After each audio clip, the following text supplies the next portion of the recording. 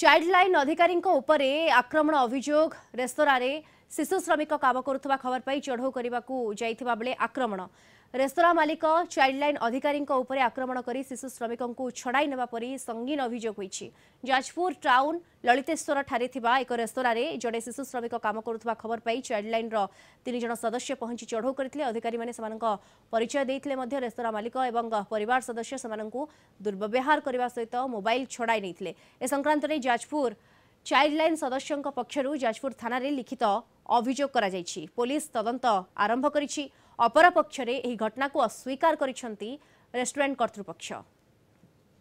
Toll free number 109 माध्यम रे एक सूचना पाइलु जे जाजपुर टाउन स्थित ललितेश्वर नगर थिबा गुगली किचन और रेस्टोरेंट थारे एक नाबालिक शिशु श्रमिक जार बयस 10 रु 12 वर्ष हम से सेटारे काम करूछि। खबरटी पाइला परे मु हमर ऑफिस सहकर्मी 2 जण लेडी स्टाफ और जणे जेंट्स को सेटाको सेटिकार अनुसंधान पई पठाइतिली।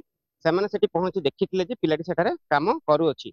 एहा परे देखिला परे से पिलाटी जते बेले उद्धार करी आनिबा को चेष्टा कले से माने से रेस्टोरेंट रो ओनर एवं तांकर झियो सेठारे आसी सेमानंकु सभ्य भाषा गाली गुलज करबा सहित सेमानंक परे आक्रमण मध्य करिथिले और शिशु श्रमिकटी को तांका हातर छड़ाई नै दौड़ी पलाई जाइथिले। तापरे आंबर पुलिस जाई सेठी पहुंचीथिले मध्य से तापरे मध्य पिलाटी को आनी उपस्थित कराई नथिले।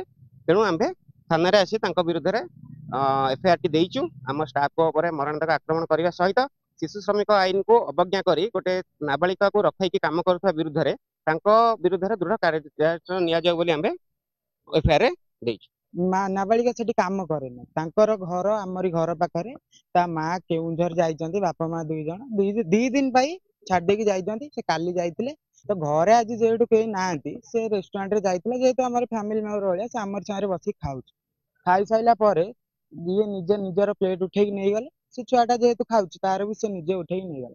तो याकु से माने देखि गोटे इश्यू करिकी कि नाबालिका को एठी काम करौचंती ए करौचंती करी गोटे ताकू गुए करी धरिकी घोसारी तळକୁ नै गले।